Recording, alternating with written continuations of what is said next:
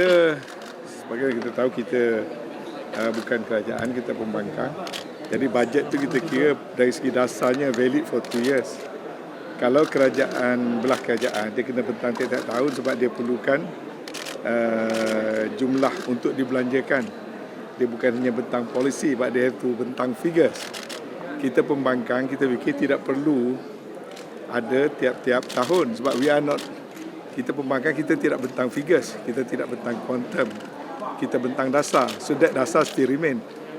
So kita fikir tidak perlu kita bentang pada tiap-tiap tahun. Tapi tahun depan kita kalau ada perkara-perkara baru yang bersifat polisi, then we may bentang tahun depan oleh Yang Berhormat Rembang.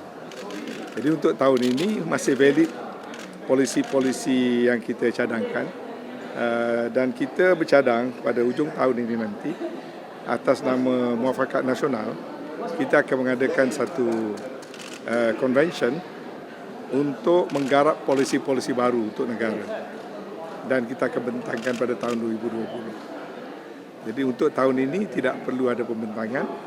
Apa yang kita bentang tahun lalu in term policy still valid, and there is no new figures. So this year Ketua Pembangkang akan memulakan debate berdasarkan apa yang kerajaan bentang.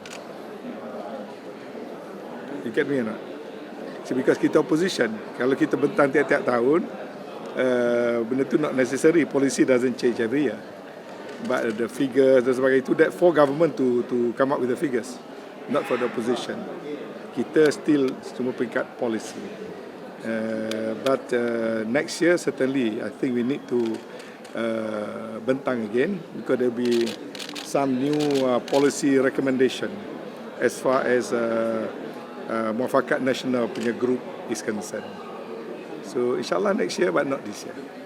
Alright. The MPs are meeting Lee Kuan Eng this weekend to discuss on the budget. Is it true?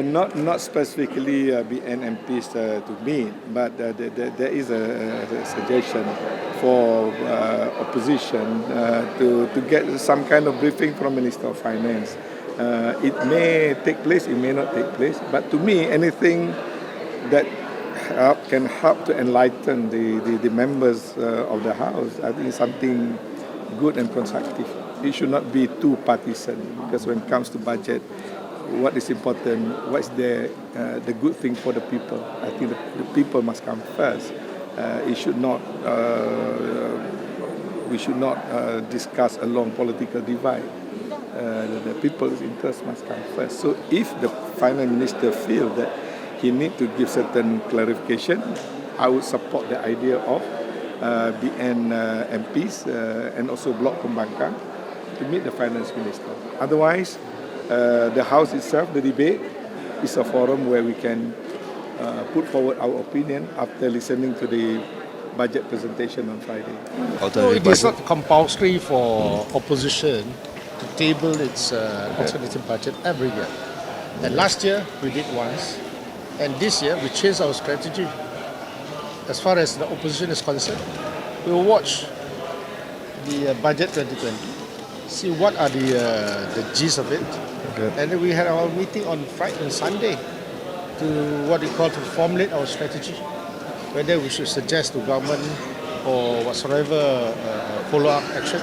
That is up to the outcome of the meeting. So I think the most important is they are duty bound to table the yearly budget, right? But for opposition, we have a choice whether do it every 1 or every 2 years. It's up to us. Our job is to highlight what are the shortcomings, drawbacks, as well as to correct those content which is not accurate. I mean, these are the job of the opposition. But it is not a fixed rule, so to speak, that you must have alternative budget from the opposition. It's optional. You can do it. Sometimes we do it, sometimes we don't do it. All right? Okay. So we are well prepared for the budget session. Don't worry. We have our own research team. We do our own research, and we also listen to the grievances of the people. For instance, the expectation from the SME, whether allocation will be increased and what not.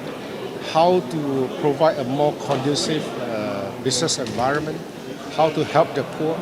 I mean, these are things that we have been considering. I mean, we have taken the views of various quarters.